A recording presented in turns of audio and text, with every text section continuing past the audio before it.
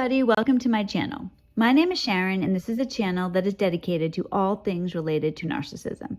I make videos every Monday, Wednesday, and Friday on all types of topics related to narcissism. So if you haven't already, please take a moment to subscribe to the channel so you don't miss any videos. I would really appreciate it if you gave the video a thumbs up. It's a free way you can help me out. And definitely don't forget to leave a comment because I like to read what you have to say. In today's video, I want to tell you about something that happened to me while I was at work a few days ago. It was a reminder that pain has a purpose. It's an indicator, a cue to look at something a little closer. You might surprise yourself and see something you didn't even know was there. I also want to fill you in on what's been going on with my divorce. So for many of us, reality is like an obnoxious alarm clock that we can't turn off. It's constantly blaring in our ears. It doesn't matter what we do, it's there at every turn as a constant reminder. Many of us have similar stories. We grew up in dysfunction, knew nothing else, and carried on business as usual into the next generation. Over and over, like some endless horror movie. But this is no movie. Our real children are the stars of this nightmare. I got really angry, pissed actually, at my ex while I was at work recently. I suddenly had this revolting vision of him sitting with our 15-year-old smack dab in the middle of a manufactured dystopian fantasy. Reality didn't exist. It never does with these brutes. In my vision, my ex was playing the role of a wronged man. He was existing as a victim of me, pretending in his own mind that he's this real dad, but in actuality having no idea how to even begin a conversation with our son. It's here now. The consequences of the horrific choice I made to marry a narcissist. Of course, like many of you, I had no idea what I was getting into. But in terms of the consequences, it doesn't matter. I'm in the divorce now, and narcissists don't go down easily if they don't discard you. I feel like I'm living in some alternative universe where my ex just needs to say something and it's true. Actually, before I go further, this might be a good place for me to give you a little update on what's been going on. For those of you that don't know, for 2 solid years, my ex has lived as though his kids and I don't exist. I realized the other day when I was talking to Joe about this that really, my ex has been giving my kids his longest silent treatment yet. His previous record was 7 months with me. He's outdone himself with the kids. And of course, like all silent treatments, when it's over, the victims are supposed to play along and pretend like it never even happened. Well, my kids, thank God, have the benefit of me being in recovery from codependence. Those pathetic games are not going to enter into another generation. The kids have opted on their own to go ahead and make his silent treatment permanent. The reality is that someone like that does not bring anything but agony into your life, and I support the choice my kids made. I didn't make that choice, my ex did, but that doesn't fit his narrative, so instead it's my fault. And that's where the divorce is going. This has been a very troubling situation for me. And as I go forward in my divorce, I'm going to be speaking about this more and more on the channel because it isn't just my divorce. I see this in Joe's divorce and other people's divorces as well.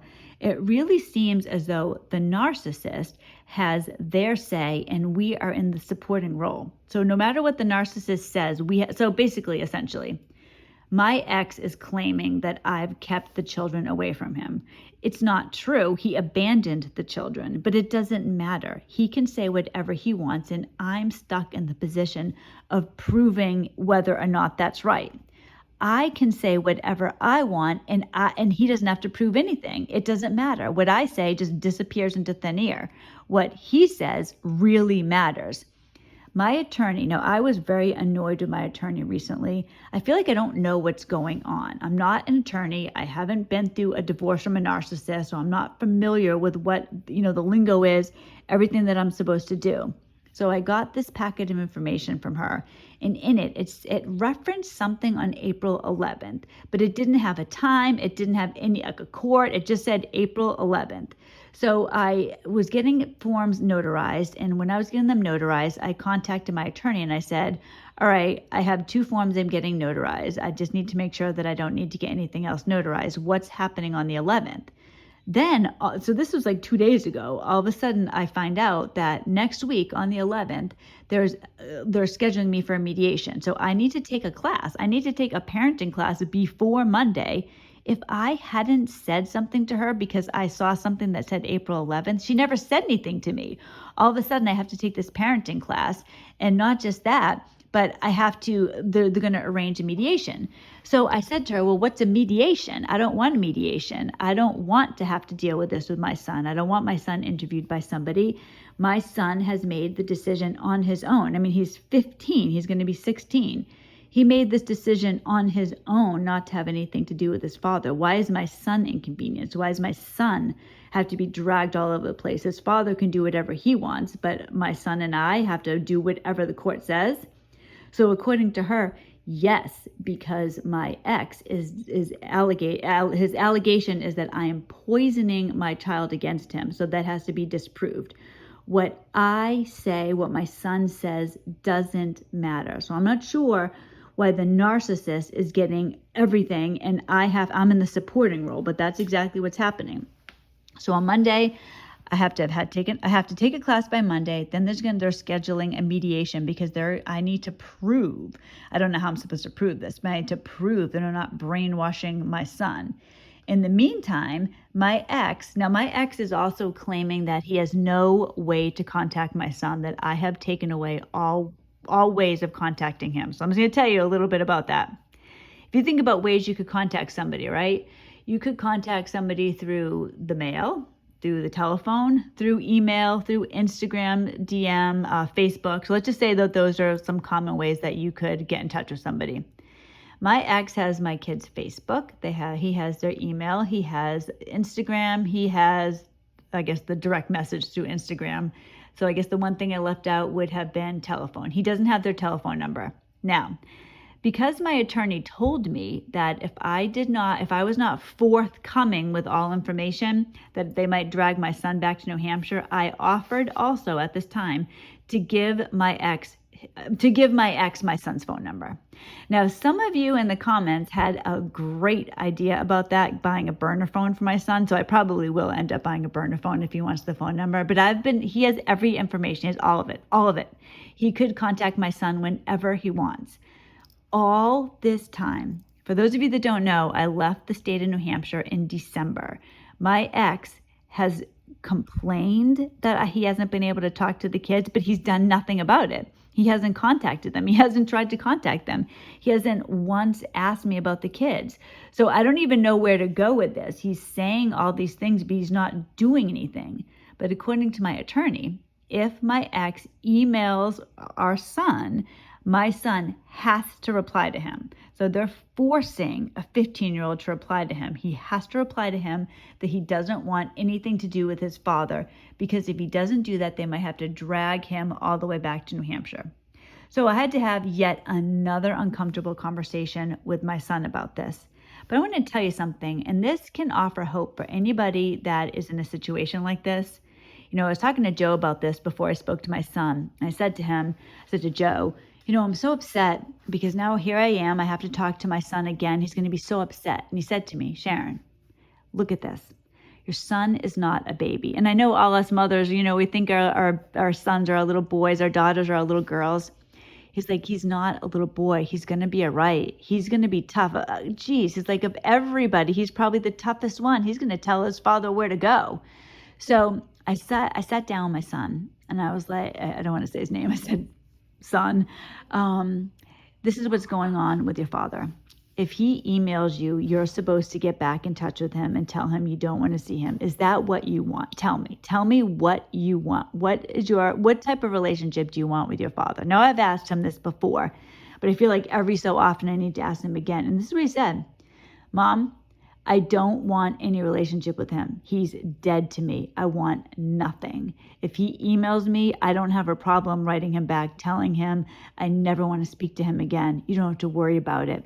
If I have to go to New Hampshire, if I have to say something to him, we'll go to New Hampshire. We'll make a weekend out of it, whatever we do, and we're going to tell him where to go. I was so happy to hear this.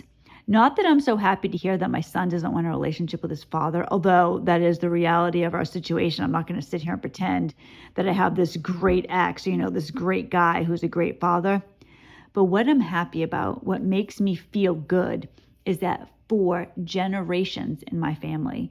There has been this codependent relationship, this codependent narcissistic relationship as far back as I can see.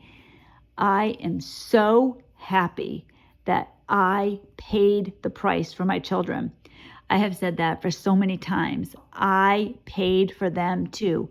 All the hell I have been through throughout my childhood, throughout my marriage, I want to pay for my kids too. I don't want them going into adulthood encumbered by this pain of narcissism. I am so sick of narcissism. So when my son told me, Mom, don't worry about it. It's going to be all right. I'm going to take care of this. He's not going to hurt us anymore. He did that in December as well when we left New Hampshire. The day before we left, I was freaking out because I had an issue with our new phones. And my son was the one who sat me down. My son, my 15-year-old. And he said to me, Mom, it's all right. We're getting out of here. We're almost done. It's almost over. We're starting our life over. It's going to be okay. He's such a brave boy. All of our children have been through so much. And I want to highlight my son in this video because I want all of you to know. Because before Joe said this, before I had this conversation with my son, I wouldn't have thought this way. I would have thought, oh, my poor son, he's going to be hurt by this. What am I going to do? Oh, no. He has been so strong through all of this. Our kids, I really believe, are stronger than we give them credit for. So remember that with your children. Don't be afraid to sit down and talk to them, especially if they're older children. All of us, we can get through this. I am not looking forward to Monday having to deal with this idiot that's sitting there pretending that he's a father. He is literally, my ex is a 48-year-old man with mommy and daddy paying his lawyer bills. I'm not just divorcing my ex, I'm divorcing my ex and his parents. It is absolutely pathetic. But at the end of the day, my kids and I are going to be okay. Your kids, we're all going to be okay. We have to fight. We cannot lay down and let these narcissists steamroll us anymore. Any strength we have, we need it to fight the narcissist. All of us can do this. We do not need to be victims anymore. All of us, our children, we're going to stand together and we're going to beat these animals down. Thank you so much for watching this video.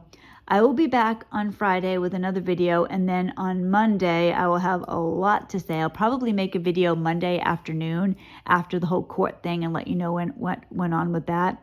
I started this channel when I was still with my narcissist. Now, we were separated, but we weren't going through the divorce process. I'm going to highlight this entire divorce through this channel, so definitely stay tuned, especially if you are in a situation where you are gearing up for a divorce too. I'm going to let you know exactly what's been going on and what you can expect to have happen. I hope everybody has a wonderful day. I have to get to work, so I'm going to head out right now, but I will see you all on Friday. Have a great day, and I guess that's it. Bye.